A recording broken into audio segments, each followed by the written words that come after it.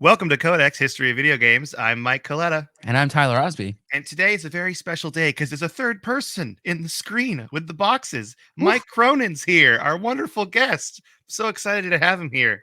Stand-up guys. comedian. Oh, very funny. So before we get started, let's just plug your stuff up top. Okay, you Sure. have a podcast called Mhm. Comics on Film, where you discuss comic book movies, which I think is That's a right. fantastic idea because there's also so many. So many. Movies. Yeah, we've done 14 and we only have 136 left. So, And by then you'll we're have making a like good 30 more. yeah, exactly. Yeah. You'll get to 200 easy. And that's not including TV shows or animations. Oh, yeah, there's Yeah. just so much. And then you also have a new special out that's on YouTube called Thick Worm. That's I'm right. excited, a comedy special. So Yeah. check out Mike's stuff. Today is we're doing something a little different. It's a little bit more loosey-goosey discussion kind of episode where we talk about what makes a good comic book game. So we all have a list of comic book games that we enjoy, and or not. We could also include bad ones too. And Mhm. we're going to talk about them. And then at the end, we're going to kind of try to find a general consensus of what makes a good comic book game. So does anyone want to start right off the bat? I feel like, Mike, you're the guest. You should start. Yeah, I'll talk. The first comic book game I remember playing was called Spider-Man and the X-Men for Super Nintendo. Nice. And What's the genre of that? it is a scroller, like 2D platformer. Like is platform? Is that like beat 'em up, or is it just like a Yeah, it's more like Street Fighter-y beat 'em up, or Streets what's of the one? Rage? Streets of Rage, yeah. Mm-hmm. Beat 'em up. But you start out as Spider-Man, and you like go through a level. And once you beat that, you open up some of the X-Men characters. I think I've played this. Yeah, It's really fun. It's it's like really fun. And like, there's Cyclops. He kicks so weird in it, and I still laugh to this day about it because it is it's just you got to look up like Cyclops kick. It's so funny. It's just like the animation is just really weird looking. Yeah, I'm gonna look this up. Yeah, I gotta look this up now. Yeah. Cyclops kick, Spider-Man and the X-Men. Oh yeah, so it's a YouTube video called Cyclops' awkward kick, Spider-Man and the X-Men. And it's like 20 minutes long, so I don't know. Like, I think they just rip on it for 20 minutes, but yeah, I just remember that always stuck out because it's so silly. I love these because I feel like we're gonna have a lot of these on the list. Like comic book games are just meant for beat 'em ups. I feel like it's just like a perfect thing for it. Like they've always been good for beat 'em ups, and I think a lot of the games I have on my list are also beat 'em ups until we get kind of up closer to like the modern era. But Tyler, do you want to go next with yours here? Yeah, the first one that I really like is the Dreamcast Spider-Man game. So this is like pre Tobey Maguire movies. So this is definitely firmly in like comic book land, not a movie game. And it's kind of stylized like the animated series. But it doesn't have any of the open world stuff from the later Spider-Man games, which is kind of a staple of Spider-Man games now. I feel like you can't do it without an open world because everybody just wants to swing around. But it was like a 3D beat 'em up. I think it's very similar to the N64 Spider-Man game. Is it 2000? Is the year 2000? Okay, then we have the same game on our list. Yeah, because mine is the N64 version. But it's cool because it's like basically the same game. It's like the storytelling is narrated by Stan Lee. Yeah. And then they have like comic book pages in between where they do like a little mini comic book cutscene, and then they go into the next level. Yeah. Oh yeah, I remember that game. And it starts with a bank robbery. There's a bank robbery in the beginning, and then you got to like. But what's crazy about it is as you go through the game, there's like so many secrets to unlock and different costumes, and the different costumes give you different powers. So like I remember the I think it's Captain Marvel suit is the one that just makes you invincible. Like that's like the suit you always wear. But it's really fun. Like and I remember the Carnage fight being really hard. That's what I couldn't get past without cheating. Was the Carnage fight. That's what I got to as a kid where I'm like, I have to stop here. And I have the game. I should try it out again and see what it's like. But the trivia that I have for that game is that it's made by Neversoft, which is the same developer that make the Tony Hawk games. And this game, I want to say it came out a little bit before the first Tony Hawk game. I could be wrong, but it's the same game engine. And it's sort of why Spider-Man is in the second Tony Hawk game is because they just took the same model and stuff and animations and stuff from the Dreamcast game or the N64 game or the PlayStation game and threw them into the second Tony Hawk game for the Spider-Man super character. Oh, that's cool. It's really easy because it's also Neversoft. It's all the same stuff, so it was easy for them to just like drop them in there. Yeah, that's super great. Because I think playing Spider-Man. Which one was Spider-Man? Was in Tony Hawk 2, right? Yeah, Tony Hawk 2. Yeah, and then I forgot because I have a friend playing Tony Hawk 3. He was playing it, and Darth Maul's in Tony Hawk 3. Yeah, Darth Maul and Wolverine, I think, is in some versions of it too. Yeah, it's pretty great. Oh, wow. Okay, so I'm gonna do my first one, and if we're going like chronological, I think the first one for me that I remember playing as a kid is the NES Teenage Mutant Ninja Turtles. Oh yeah, and this is the one with the notorious dam level that everyone had a problem with the bombs and defusing, which I actually watched someone play recently, and that isn't that hard. Like, I think it's built up in our heads, like watching this guy do it. He's like, it's actually, if you know where to go, you have plenty of time. And I'm like, oh, okay, because it like adds seconds to your timer as you defuse each bomb. But I remember that one, and that one's not a beat 'em up because it's top down. Like, it's almost like Zelda 2, where it's like a top-down map. You drive around in the little turtle mobile or walk, and then go into a sewer, and then you're all of a sudden in like a 2D platformer. And then you go back out again. Yeah. And Donatello was the best because he had the long staff that could just wreck everything. I'll talk a little bit about Donatello later in one of mine. You're like, I have Donatello thoughts. I got thoughts. I have strong Donatello thoughts. Not spicy thoughts. I'm a big Donatello fan. Oh yeah, I feel like you're as a kid and you mature, you learn that Donatello is the best turtle. Yeah. You guys just reminded me of a game I completely forgot about until right now. There was a Sega Teenage Mutant Ninja Turtles fighting game. Ooh, like Street Fighter-esque kind of fighting game? Yeah. And it was it so for Genesis? Fun. For Genesis, yeah. Oh, I might have had this or played it with a friend. Yeah, because I remember there being like you could play as Shredder. Like you could like play Shredder. Yeah, you could play Shredder. There was like different versions of the turtles. I think there was like a Samurai Raph you could play as, and like it was really fun. Is it Tournament Fighters? Teenage Mutant Ninja Turtles Tournament Fighters? I think that's it. Yeah. Yeah. For the NES, and there was a Super Nintendo version too in Sega. I think we're noticing a pattern here where all these early games are going to be like platformers, beat 'em ups, or then like fighting games. Yeah. And then we're gonna hit the transition shift where it's like, no, you are Batman, like the RPG, are Spider-Man. Yeah. You know? Yeah, it's so funny. What do you got next on your? Do you want to do yours again, Mike? Another one? I know you just had a surprise one, but we could go through. The next one, speaking of fighters, is the game I probably played this more than almost any other game. Is Marvel Superheroes versus Street Fighter. Ooh. I played Marvel versus Capcom came later. That's like the arcade game version. But I don't know if I ever actually played Marvel or X-Men versus Street Fighter. Is it like only X-Men characters? Like Spider-Man's not in it. It's just like Wolverine, Cyclops, Storm. Well, I played specifically Marvel Superheroes versus Street Fighter, which was a sequel to X-Men versus Street Fighter. It was for PlayStation 1, I think.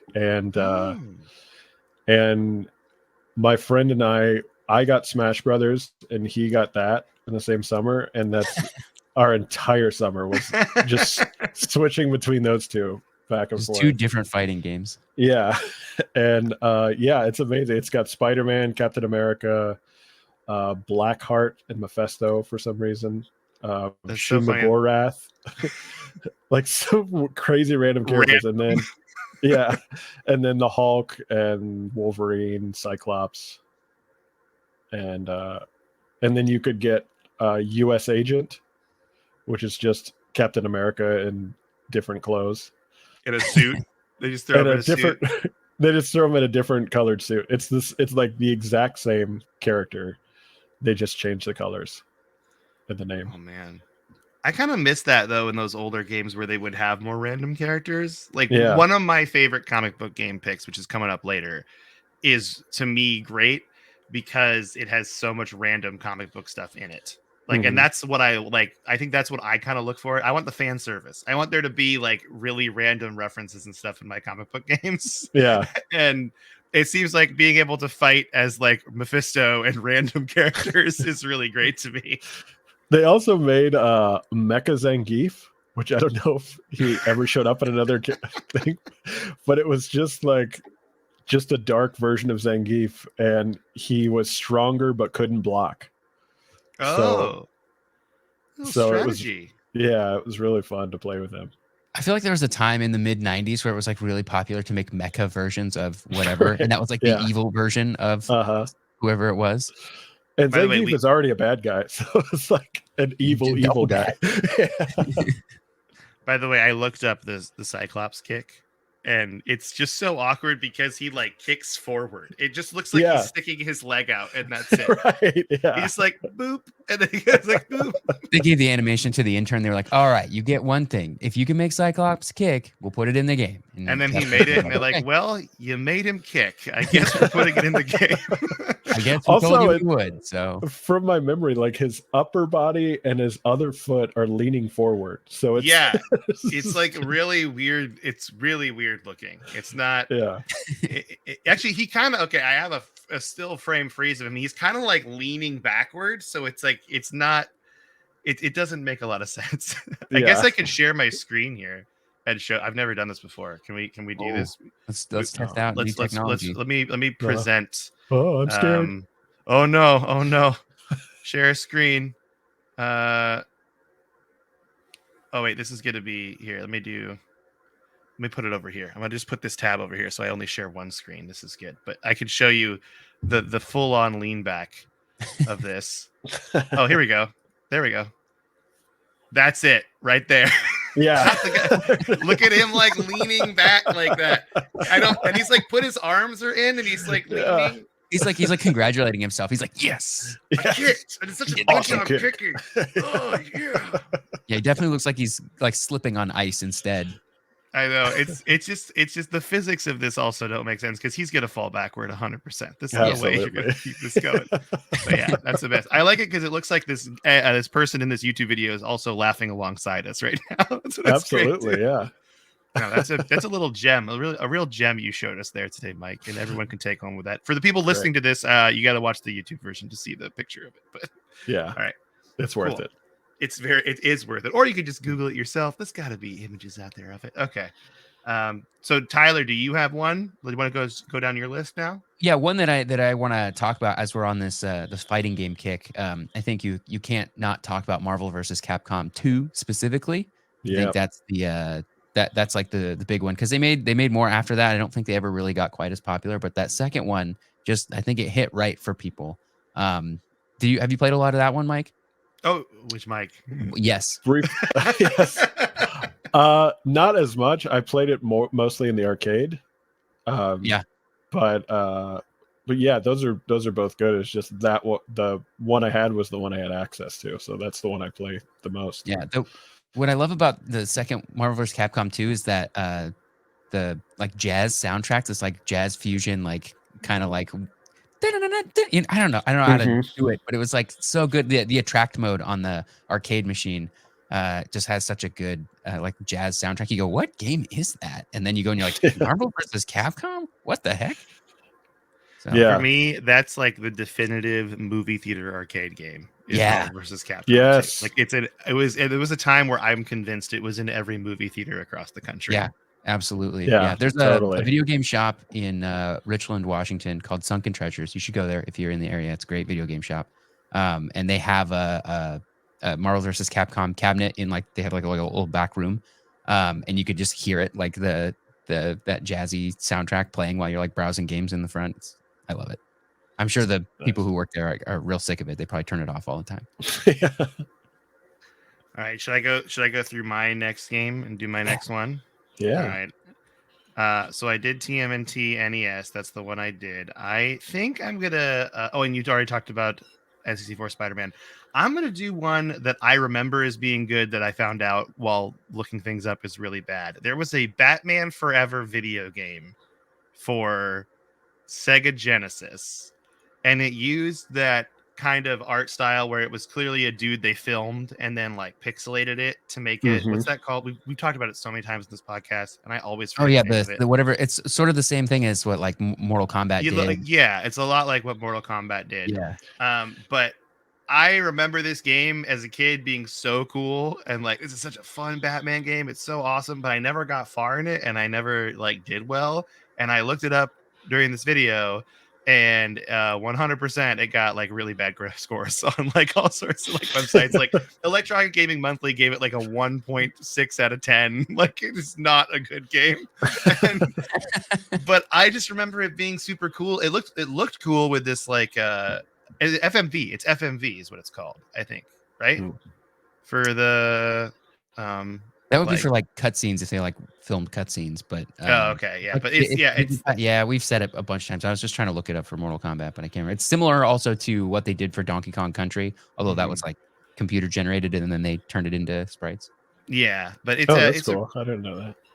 Yeah, it's a really cool game. It's not. I bet you if I played it now, it would not be. I would be like, I agree with Electronic Gaming Monthly, but it was just a platformer. It was not really a beat 'em up. It was more of a platformer kind of game, and you had like the batarang and all sorts of like tools you could use. It like kind of took advantage of the Genesis having like those extra buttons. You know, you'd like throw some stuff. It would punch, kick, all that stuff. He kicked normal, if I recall. It was a roundhouse kick. It was not a Cyclops kick.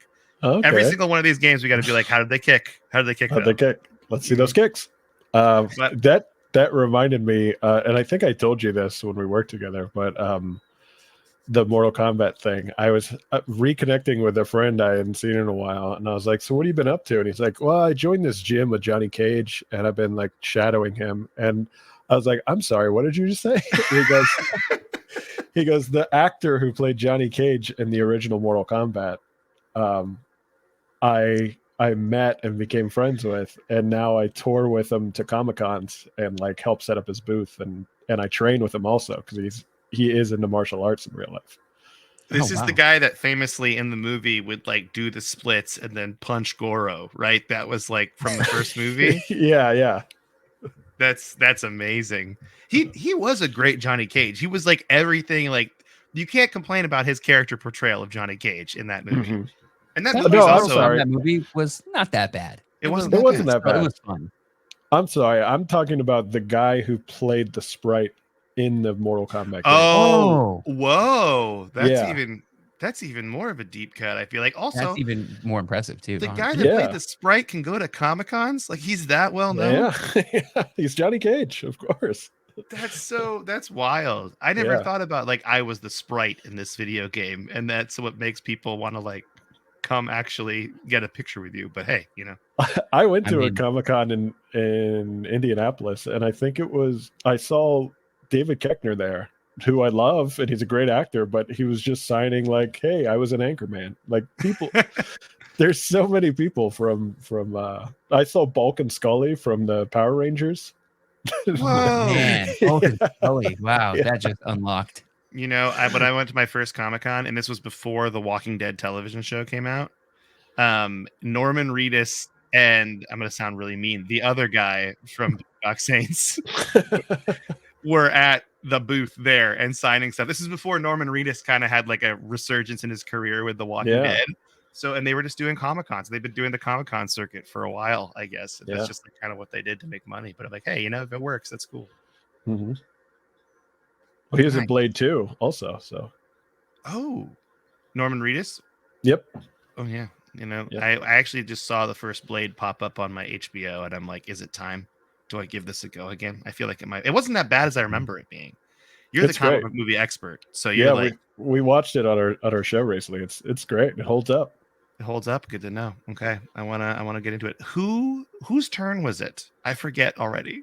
We got distracted. It's mine because you did the Batman thing. Forever. Yeah. Mm-hmm. On the topic of fighting games, I did want to bring up Marvel Nemesis, which is. I don't know if I've ever heard of Marvel Nemesis. Yeah, what is this? It was made for, I want to say GameCube, and it was I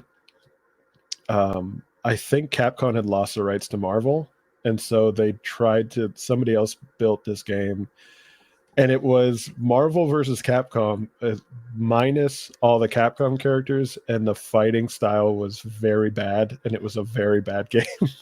Well, I have one here called Marvel Nemesis: Rise of the Imperfects. Perfects, yeah. So they created a whole cast of characters that nobody knew, and so there was no reason to play them. Yeah. Oh, hear these names: These are Brigade. made up. These are like a new thing. The Imperfects. Yeah. Hazmat, Fault Zone, Johnny Ohm, Paragon, Wink, Solera, and Niles Van Rokel. I think it was one of the first games I played for like a half an hour, and then I was like, I can't do this anymore. It's not. Well, this is the most upsetting part. The two non-playable characters are Hulk and the Punisher. You know, the ones you want to play as. Exactly. Yeah. Yeah. It was a bummer. infuriating. None of these review scores are in the 60s. They're all 50s and below. The DS version is a 34 out of 100. Wow. On Metacritic, at least. That's the man. I gotta say, like, when you see a game on a portable console getting ported out to it, it's just like a no buy. You know, this was the age of that, where it's like, oh, Call of Duty has a version on DS or whatever. I'm not gonna get it. Like, it's just like kind of that. And there were like standouts though. Like, I played a weird I recently played a Medal of Honor game that was for Game Boy Advance. It's like top down instead of a first person shooter, and it's actually really fun. And I'm like, okay, so if you adapt on it, it works. But I feel like I bet you the DS version of this game, Marvel Nemesis, has way less characters and is probably less fun. Probably. All right, Marvel Nemesis: Rise of the Imperfects. I have never heard of that before. I was excited. Tyler, there's a reason. Yeah. The people are like, we're burning all the copies. It's buried with EP in that landfill. Yeah, exactly.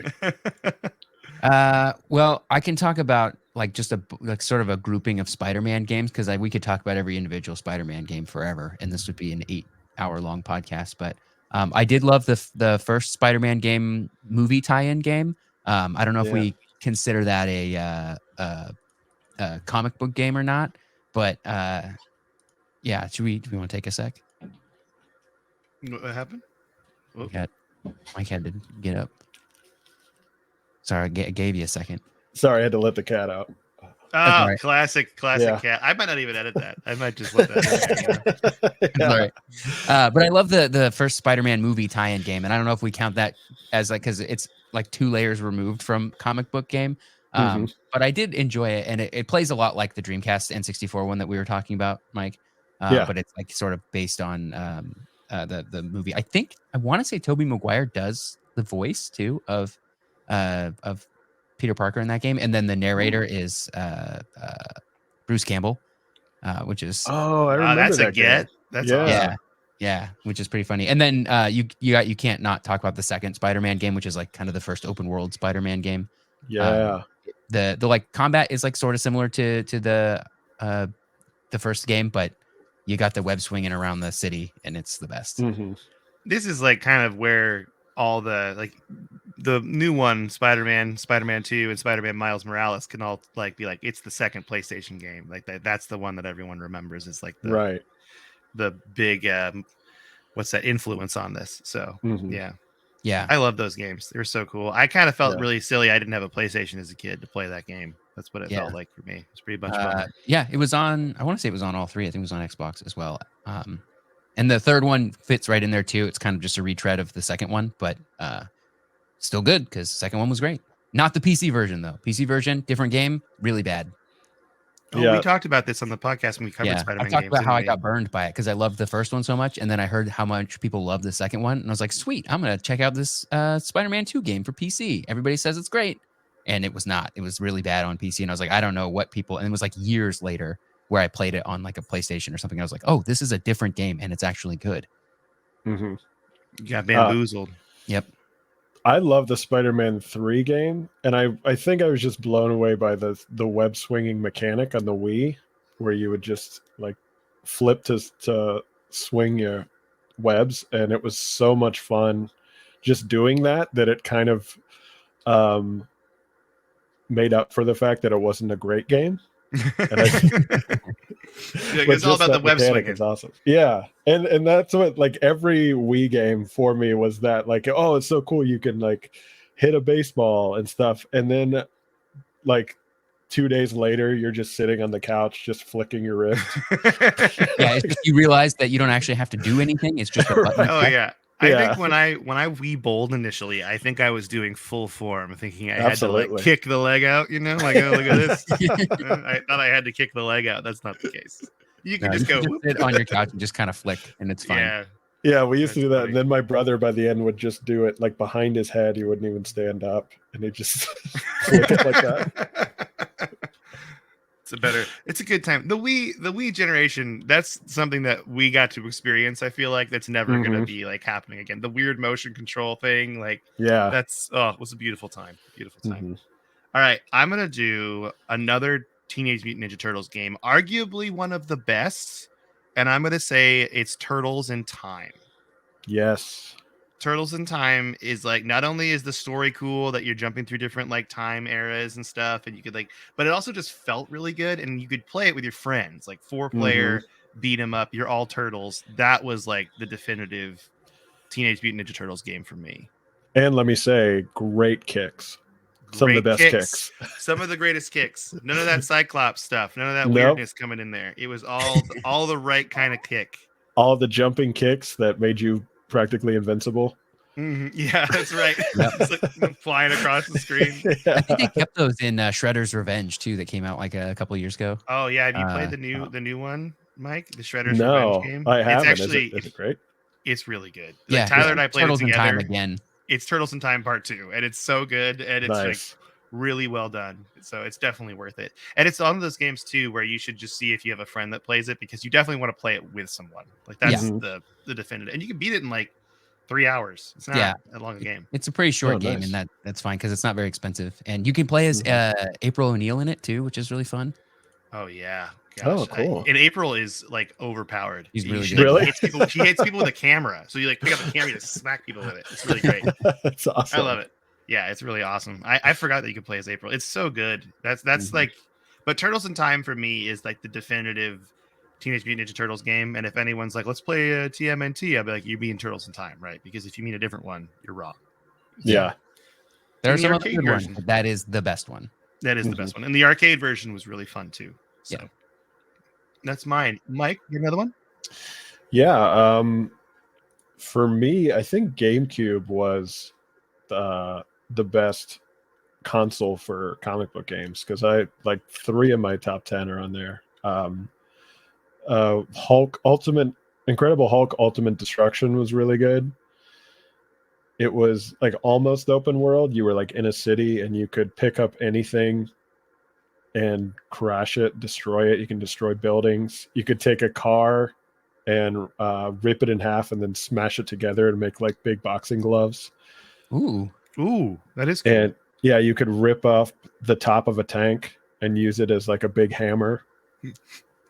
Oh, like with the actual barrel you're using as the handle, and you're like, that's what you want to feel like. You want to feel like the Hulk. That's so cool. Doesn't I don't think he does that in like the Edward Norton movie where he like throws a tank or something. He does. Yeah. And the game came out first, so I think they got it from the game. They ripped it off. Really wow. Cool. Yeah, but it was really cool, and you could you would go through it and earn points, and then you could buy upgrades to learn like new moves and stuff, and it was a great game.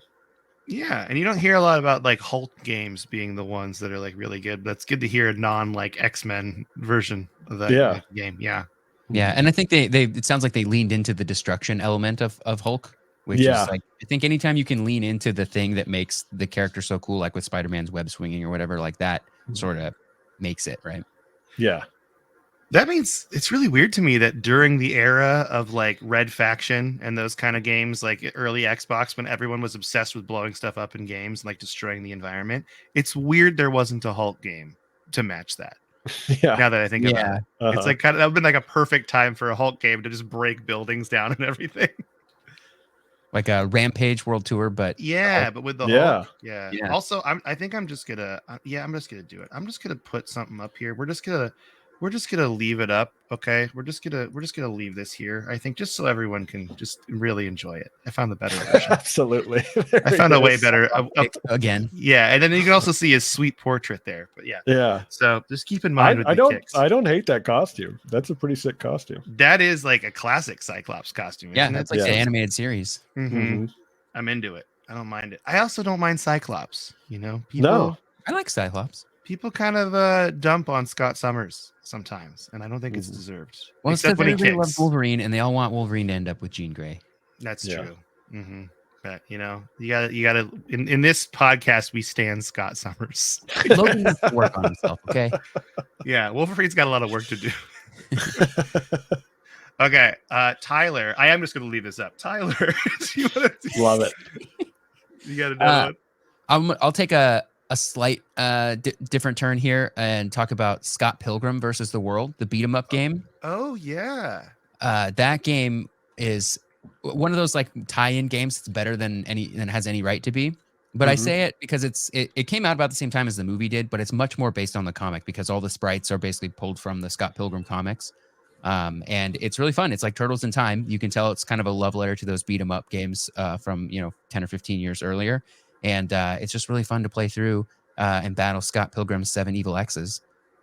Super, super fun. And again, better than it has any right to be. And I think it just got re-released on like Switch and more recent consoles. For a while, it was stuck. It was only on Xbox 360 and PlayStation 3, and they had lost the license to it, and so you couldn't buy it anymore. It was like if you got it, back in the day, you could play it, but otherwise, it was just sort of lost to time.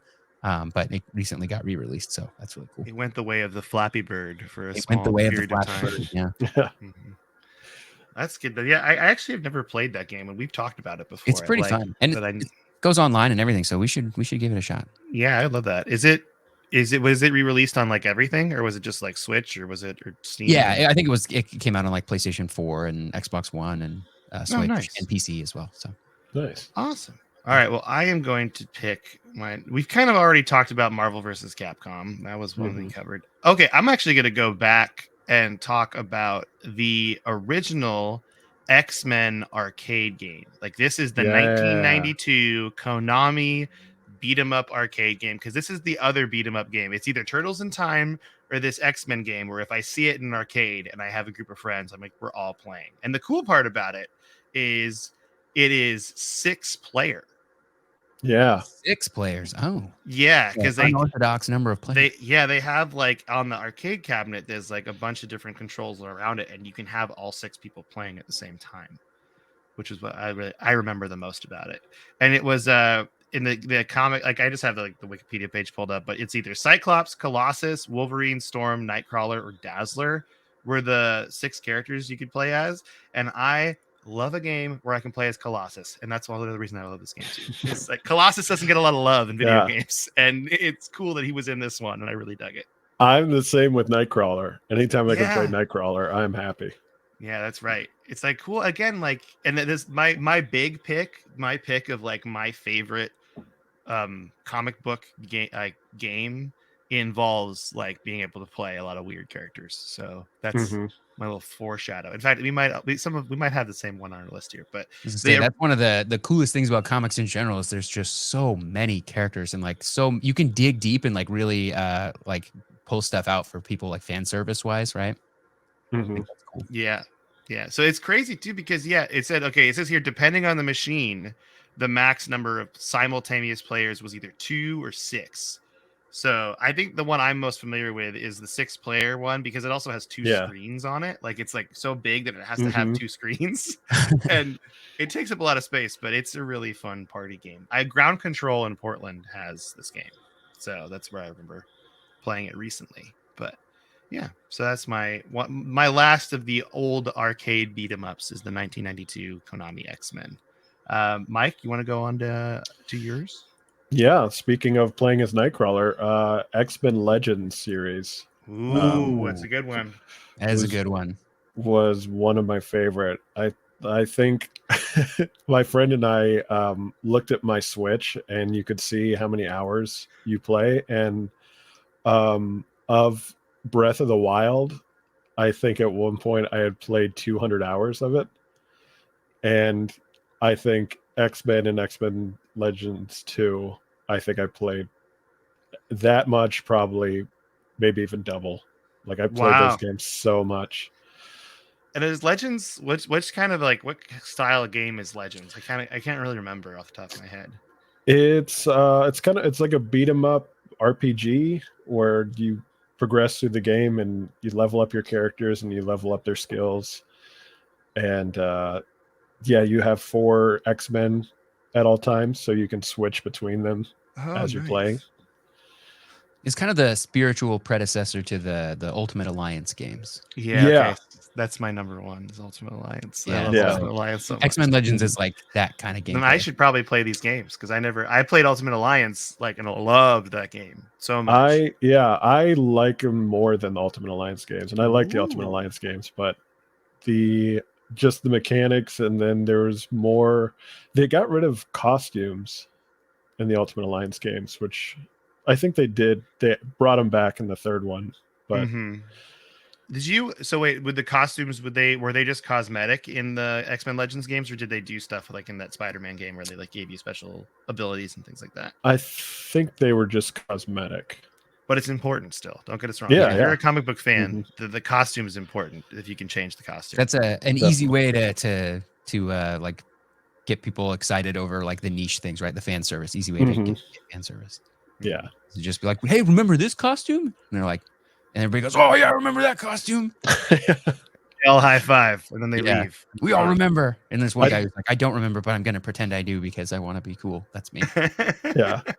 And I think that definitely does make a good comic book game, is having the different costumes. Yep. Because everybody loves a specific version of a character. So to be able to play as that version is awesome. Yeah. I think that's the first of our what makes a good comic book game list is the costume. It's important. Well, I guess should we just? I mean, we kind of already covered it, but actually, let's do this. Let's go Tyler next, and Tyler, you go next, and I'll just do Marvel Ultimate Alliance again after that. I've got the one that I want to talk about. We'll talk about some other ones. There's some big glaring things that we're missing that we'll talk about in a second. But the one that I want to talk about that I think is worth playing and like relatively new is I think I've talked about it in What You've Been Playing, but Splintered Fate, Teenage Mutant Ninja Turtles Splintered Fate on iOS. It's on the Apple Arcade service. It's so fun. It's just Hades, but Teenage Mutant Ninja Turtles. And cool. Yeah, and I play as Donatello because he's the most fun and he has the best moves. But like you just do runs, like Hades, and then every time you die, you get a little bit more story and you get to upgrade your character, and then you try to make it a little bit further each time. And you can hook a controller up to it if you have an Xbox controller or something, and it's so fun. And I highly recommend it. So, and that's Apple exclusive, right? It is Apple exclusive. Yeah. You can play it on your iPhone, you can play it on your iPad, you can play it on your Apple TV, you can play it on your Mac. If you got any of those, any Apple things, you can play it on that.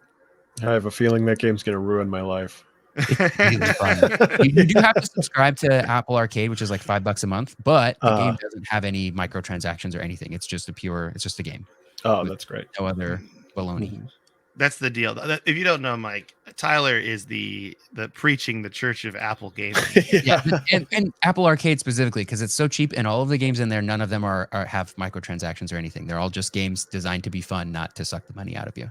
Yeah, and he's. I mean, I say he's preaching it like I'm making fun of him. He sold me on it. Is what I'm saying. Yeah, I just. Yeah. It's funny to me that they're really like branching out with this though, and it's like a good game because if you told me like Hades, Teenage Mutant Ninja Turtles, sold, like that's the way. I'm gonna just go and rip off the Band-Aid. Marvel Ultimate Alliance 1 and 2 are probably my favorite comic book games, but I haven't played X-Men Legends, and now Mike's like shown me that, so maybe I need to try. But what I remember the most about these is it's just so random, like all the characters. Random stuff pops up where I had to be like, who's that? And then like a comic book friend like explains it to me or something, and then it just got like, because I think at one point you do fight Sheogorath in is it the second one or the first one on a helicarrier? I want to say like on a shield helicarrier, you fight him. I think I can't remember, but I just love the game because it was me, all my friends around an Xbox playing this game and just having a good time for hours on end. And it's an action RPG too, so it's like Diablo a little bit, but with Marvel characters. So I kind of want. I never played the third one. I never touched the third one. Did you play the third one? I did, yeah. Then I beat it, and it's fine. Actually, I watched a video, a 25-minute review of the game, where a guy is like, "I have played this for over 200 hours. I play it almost every day on my lunch break." And after 20 minutes, he goes like, "This is the game I've played the most in my life. Would I recommend it? Probably not. It's not that great." I love those reviews on Steam. They're like, somebody has like 2,000 hours, and they're like, "Man, game's not that good." And you're like, "Dude, you could have stopped playing." I was like, "You spent 2 weeks of your life playing this game, and you're like, such a funny. I don't know if I like it or not." Anything else? Why did you put so much time into this? 400 hours. Do not recommend. Sometimes I feel that way about Destiny, though. I'm like, I've played this game for like 700-800 hours. I'm like, would I recommend it to somebody? They're like, "I want to play Destiny." I'm like, you know what? I might not, to be honest, even though I played a lot of it. I think about that too. There's games where I stop playing it where I'm like, why did I play that game that much? But I just really, I think it's got a nostalgic factor to me more than anything, Marvel Ultimate Alliance, because it's like, this was the game I played as a teenager with all our friends, and we just hung out, and it was like silly, and we just swap characters, and you can play as Nightcrawler, and it's like one of those things where you could just move around, and it's super fun. And the kicks, 10 out of 10 kicks all around. Great kicks. And the costumes, I think that's the only game where the costumes you can upgrade, and they all have special abilities. Oh, yeah. Is it the first one? Or the first one. The second one, they don't do costumes. And then the third one, they bring them back. Yeah, I really should play the third one, but I just don't. We'll see how long to beat that website. Like I base what games I play off of that website now. Like how long to beat.com. Like, is it going to be a 30-hour slog? Because I'm not going to do it. There's just no way. I did beat it, and then I enjoyed myself playing the third one. But then it was one of those ones where I beat, and I was like, I don't think I ever need to play that again. Yeah.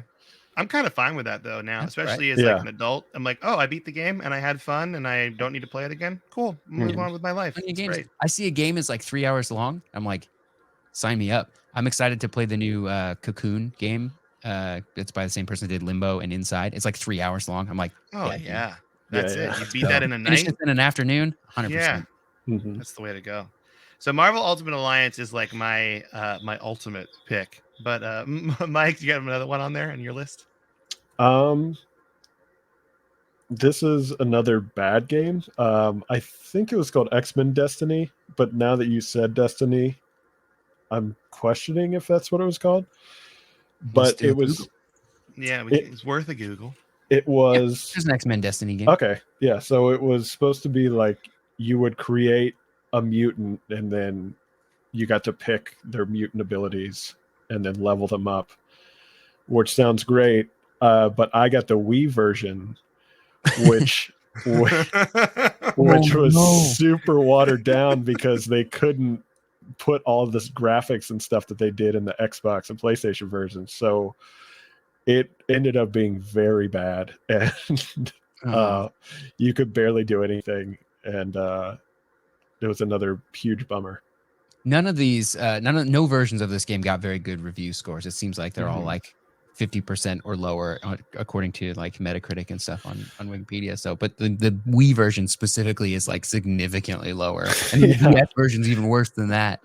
And I feel like there was a period of time when they would do this, where they would make like a great game on Xbox and PlayStation, and then to port it over to Wii, they had to simplify it so much that it was just not a good game anymore.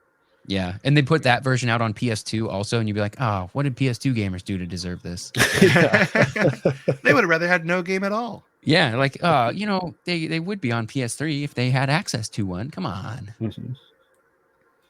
Yeah, you actually. Well, let's Tyler. You go pick next. I don't want to like spoil your list here because you just made me think of something though, Mike, that I completely a whole genre I didn't even think about until just now. So I'm going to bring that up after Tyler's done. I think I know what you're talking about.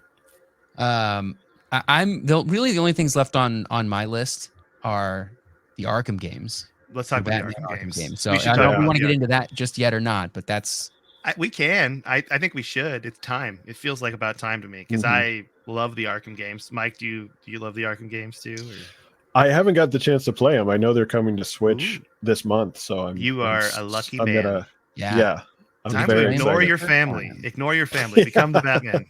Yeah, they're it's a toss up for me between that series and the newer Spider-Man series on PlayStation for like best superhero / comic book games.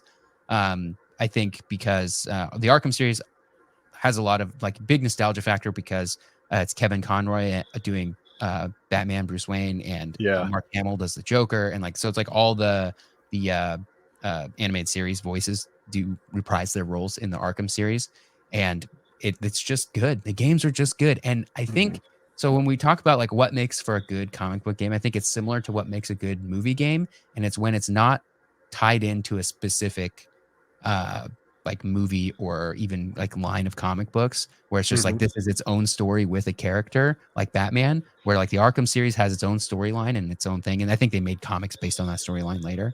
But it's just really good, and they tell a complete Batman arc from beginning to end with the Arkham Origins, which is worth playing, even though people will tell you that game's bad. It is not bad. It's worth playing.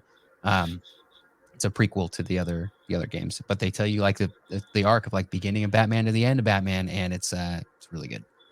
All of them. Yeah, that's awesome. And the story is really good. It's like nails the atmosphere, especially that first game. That first game is like eerie. The Arkham Asylum. It's like it's so good. You're gonna have so much fun, and it also like the story is really great, and it was kind of genius for them to put it into Arkham Asylum because then they're like, yeah, we have a reason now for every single Batman villain to be in the game like, immediately. And then in Arkham City, they're like, oh no, everybody got out. Well, of course we got to do it. We got to have all these villains. So like, my favorite was it in Arkham Knight that they include the Man Bat storyline. Yeah, I think that was Arkham Knight. Yeah, they have the Man Bat in Arkham Knight where you like I'm chasing him around. It's so fun. Yeah, you're gonna have a great time. It's if I could like erase my memory of playing that game to play it again, I would. That would be so fun to like experience it for the first time. I watched a friend play Arkham Asylum and I didn't play it initially, and I feel like I kind of regretted it because it was fun to watch him play it, but at the same time, I'm like, I kind of wish I played the game and experienced it because it's so fun. I'm also bummed because I watched a video on like the biggest twists in either comic book games or comic book storylines, and one of them was from those games. Oh yeah. Yeah, and so that's spoiled for me. Some good story stuff in those games for sure. Yeah, they are good. And even when they get into the vehicle stuff, like in the later on the games, it's not that bad. Like it's not as bad as people say it is. It's not as bad as people say it is. Yeah, it's not. It's not like the Mako in the original Mass Effect. It's fine. But yeah, I would say those games are like up there for me too. It's like Marvel Ultimate Alliance and those Arkham games as far as like a solo experience are really fun. The one genre that I feel like we would be remiss not to mention, even if we don't have a lot of experience with this, are superhero MMOs. So I'm talking about City of Heroes. That was like an original one from 2004. Yeah, you got to make your own hero in that one. You have to like make a custom. I guess you kind of get to do that in every MMO. Yeah, and the big one, the one that I actually watched a friend play for quite a bit of time, so I do have some experience because he was trying to get me into it, and I just refused because I would have to buy a PlayStation, and I didn't want to do that.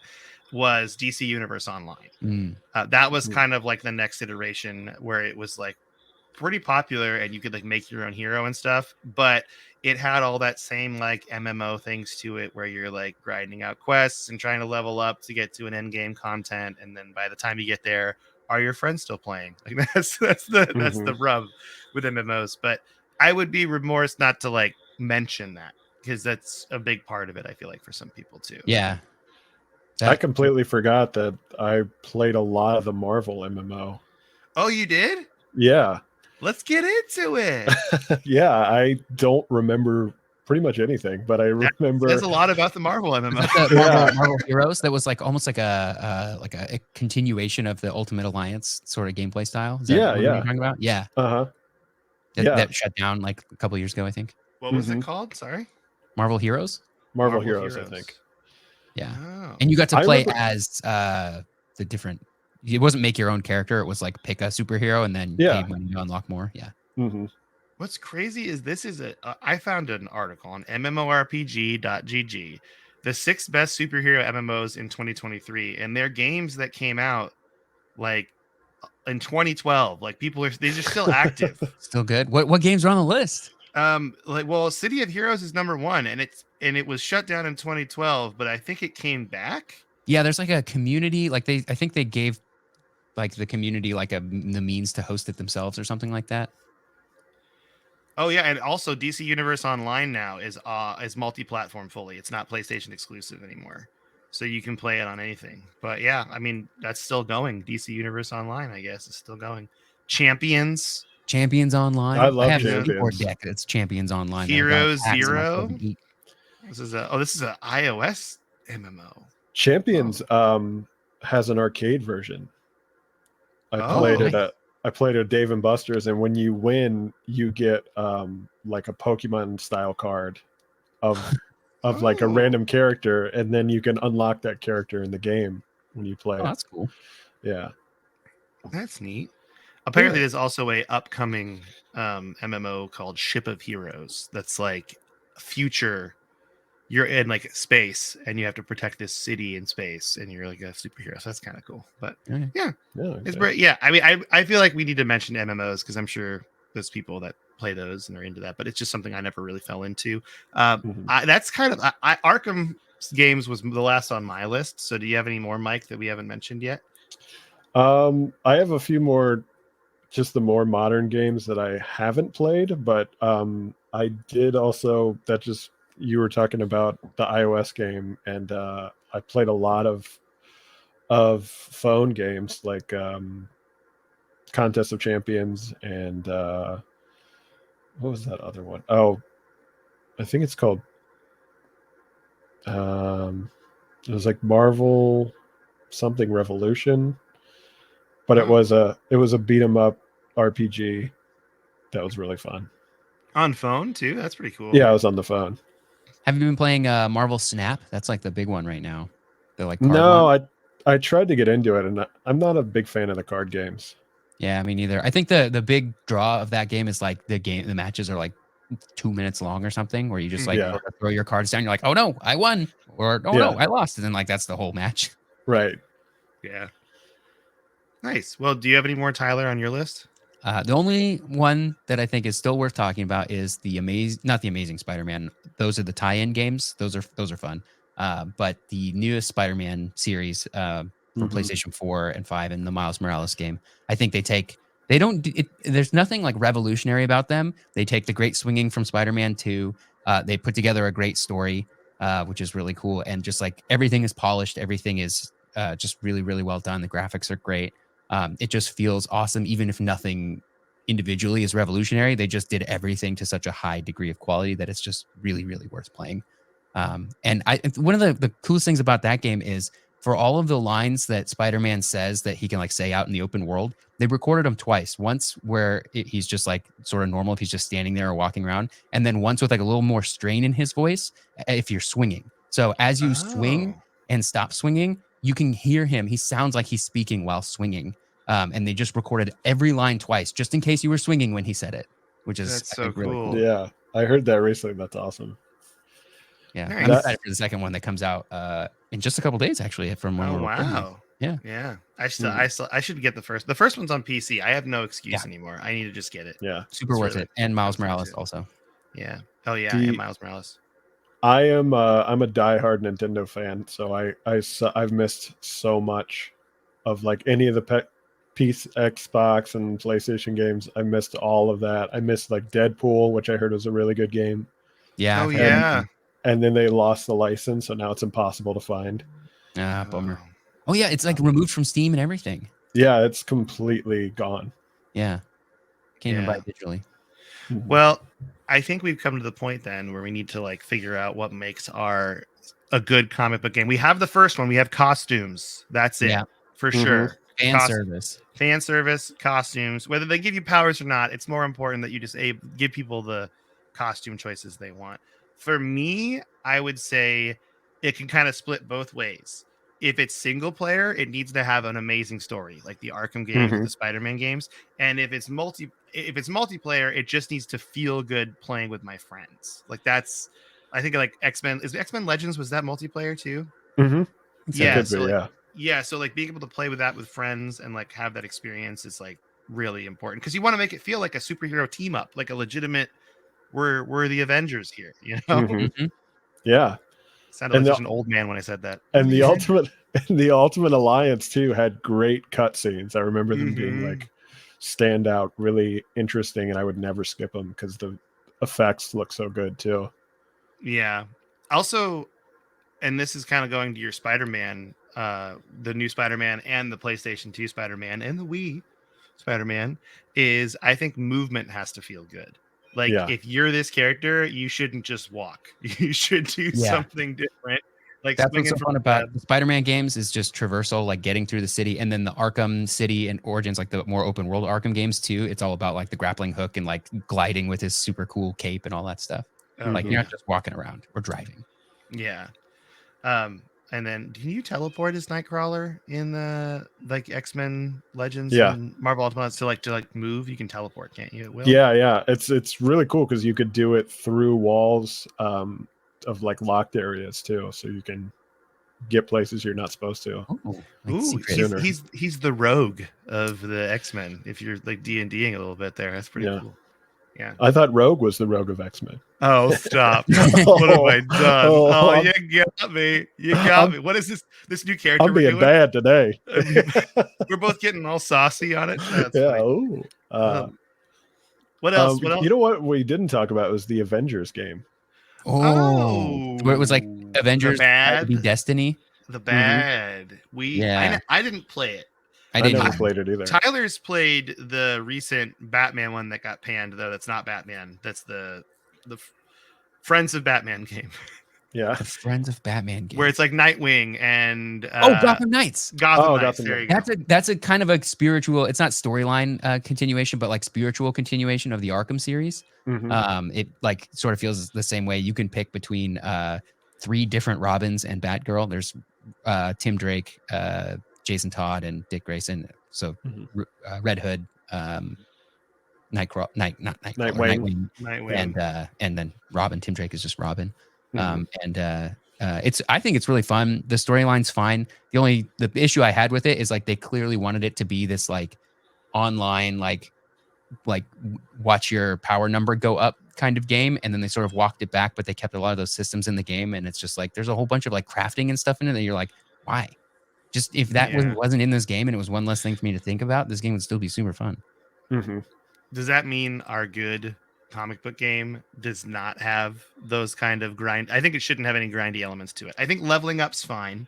Like you beat a level, you level up, you buy skills or whatever, but you shouldn't have gear score. You shouldn't have like, because there's gear I want to wear, and it's the costume I want to wear.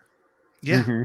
You shouldn't have online only. That should not be a thing for a comic book game. That's good. One thing that the newer Spider-Man games did really, really well was, so there's 2 things about costumes for me. There's like, you want to look cool or have the one that you want to wear. And you also like when they have special powers that come with them. So what happens in the newer Spider-Man games is when you unlock a suit, you also unlock a suit power that comes with it that's like thematically relevant to that suit. But you can also equip any suit's power to any suit. So you don't have to wear the suit that you think looks dumb but has the move you want to use.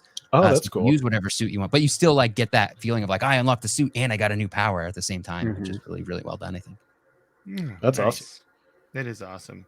Well, do we feel good about the comic book game, like things that make it good? Do we have any more we want to add before we move on to the final segment here? We talked about fan service, right? I think that's the most service is important. I also having like clearly a story that has depth to it of like for fan service. Like I want to see random characters. I want to see things that like would get skipped in like a movie, but for a video game, I want it all to be in here. Yeah, because you can just add it in. Because comic book readers, myself included, we're all a bunch of nerds. And we like seeing, even if it's just for a second, to be like, they got the suit from the one thing. Remember that? Even if they never really talk about it, like it's still like really cool. So Yeah. That's the thing X-Men Legends does really well is they have like there's parts where you go into the X Mansion and each room is one of the characters' rooms and they have like little Easter eggs in them. It's really cool. That's awesome. That's all you're making. I'm writing it down. I'm gonna play Yeah. X-Men Legends after this. Yeah, It needs let's to buy be done. legitimate copies of it and then try to play online on like Yeah. an emulator or something. Legal copies only. Legal We would never copies. pirate games on this show. Never pirate games. Piracy, no way. Emulation is legal if you own the game. Maybe privateering, but not piracy. All right. Unless Well, we're playing Sea of Thieves, then yeah, lots of piracy. that's true. That's okay. So I guess now then we just gotta play the final segment, which is what you've been playing. And Mike, as the guest, you want to talk about what video games you've been playing over the last like week or so? Yeah, I mean it's one game. It's Tears of the Kingdom. Nice. That's not a bad answer. Yeah, Not a bad it's- answer at all. Actually, last night a friend and I we played some Mario Golf. Ooh, on the the new one on Switch? Switch. Yeah, Is that fun? it is fun. Yeah, I Yeah, love you can- the first one. you create your own Mii and then you like go through adventure mode and build them up, and that's really fun. And we did like online play where he lives in Georgia, so we just played a couple of rounds and had some fun. Just hit the links. Just you and the buddies. Just hit the links. And Just hit the a links game, with my buddy. a game I play almost as much as Zelda. I always go back to is Dead Cells. Ooh, It's Dead so Cells is good. It's on Dead Apple Cells. Arcade. It's on Oh. Apple Arcade. Wow. Did they have the Castlevania expansion with it too on there? I yet? don't think so. That's what I'm curious about because they've like essentially made the Castlevania castle in Dead Cells for you to go Yeah. through, which is really cool. That's why I love it because it reminds me of Symphony of the Night. Oh And- yeah. And then to just like now it is Symphony of the Night. Cool. Pretty much. That's awesome. Yeah, I really should try that. So I played the old Mario Golf for Game Boy Color, which had that level up system, like you Mhm. said in the new one. And so now that I know the new one has it, I'm like, okay, you might sold me Nintendo. Once again, you got me Nintendo. And they do once a month. They have like online things where if you win enough games, you get a new skin for one of the characters. Oh, So that's it's fun. like it's kind of an end game to it. Then that's kind of cool to have Yeah. that in a Mario Yeah. Golf game. Yeah, there was a while when I first got it where I was like, I had beaten it and I didn't play it that much, but I was like, oh, it's a new month. I got to get this new skin. So then I would log back in and put in another 7 or 8 hours just to unlock that. That's great though. I mean, that's how they get you back in, I guess. And it's kind of cool they offer it as like a skin for like merit. It's not like pay money for this. It's like no, you have Yeah. to do something in the game to get it. That's what I like. And then the more you play as a single character, you can unlock like a better set of golf clubs, which makes you shoot farther and adds other stuff to it. So it's fun. Nice. It's Yeah, playable. Mario Golf. I had no idea the new one was that great. Awesome. Mhm. I'll check it out. Tyler, what have you been playing? I'm still putting a little bit of time into Sea of Stars every once in a while. I have a pretty busy week with work and stuff, so I haven't had as much time to play games. But Sea of Stars, I'm still putting some time into. And actually, the new Forza Motorsport just hit Game Pass. I'm not really a racing guy. I'm not a car guy, but there's just something nice about sitting back and doing a couple of races with in like a simulator racing game that's really fun, and it's on Game Pass, so it doesn't cost me any extra money. So I've been having fun with that, but I haven't been playing a ton of other stuff really.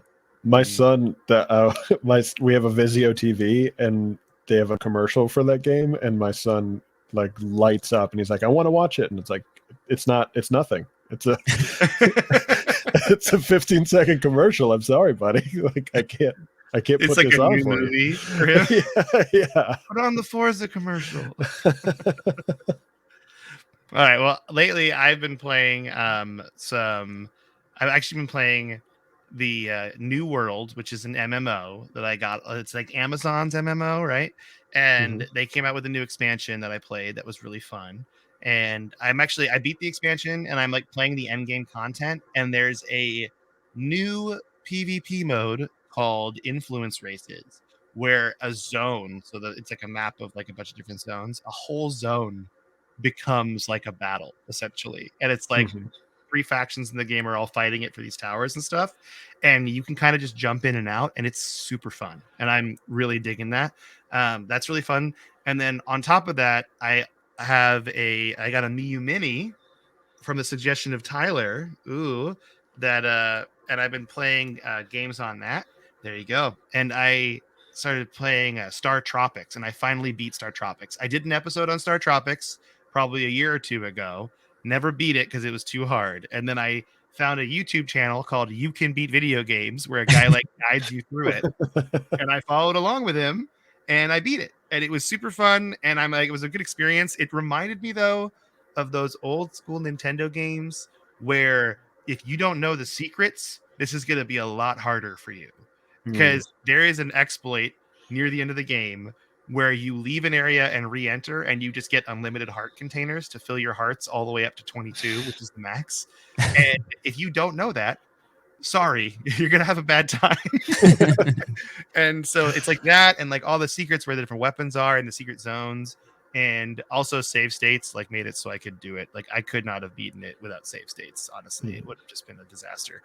But it was super fun, and I had a good time with it. And if you don't know, Star Tropics story is kind of like what Japanese people in the 80s and 90s thought Americans liked. So it's like your name is Mike Jones. Your uncle is named Dr. Jones. Clearly no relation to Indiana Jones.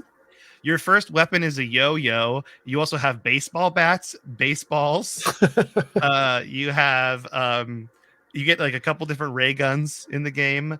And then also like every island is something cola. So there's like sea cola and like Americola and like Coca, because people love Coca-Cola. And yeah, it's just a really funny game, and it's really odd. And they had a sequel come out that wasn't as popular, but I have that on there. I might try that too. But it was really fun, and I'm gonna play more of these older games using this guy's guide. So it's called You Can Beat Video Games. It's just the U is like the letter U. Just type that into YouTube. It's great. But yeah, that's all I played this week. I don't know what I'm really gonna play next. Probably gonna be X-Men Legends though, to be honest. That might be. You should check it out. Yeah, and I think the second one is my favorite. The first one's really good, but the second one just added on it. Was that original PlayStation, or was it PS2 starting? I played it on GameCube, so I guess it would be PS2. So PS2, okay. Yeah, I'll check that out then. I have I'm gonna have to fire that up because I really want to try these out now that I know I love Marvel Ultimate Alliance. So just give them a go. Yeah, but cool. Well, with that, that's the episode for the day. If you want to help us out, you can give us a rating or review on Apple Podcasts or Spotify or wherever you listen to us. You could also go to codexpodcast.net. That has our Discord link and all our social media stuff, and our Trello boards with all the games that Tyler and I haven't beaten that we're trying to beat. And then also, Mike, you have your special called Thick Worm on YouTube, free now. Check it out. Your podcast, Comics on Film. Anything else you want to plug before we go? No, I think that's it. If you have any listeners in Ohio, I will be at Go Bananas in Cincinnati, December 14th through 17th. Boom. So, there's that. I think we do have listeners in Ohio. We have to have listeners in Ohio. Go Bananas. Go Bananas. Go Bananas. That's us. The comedy club names. You just can't. You gotta love it. You gotta love it. All right. Well, with that, do you want to say bye to everybody, Tyler? Yeah. Goodbye, everybody.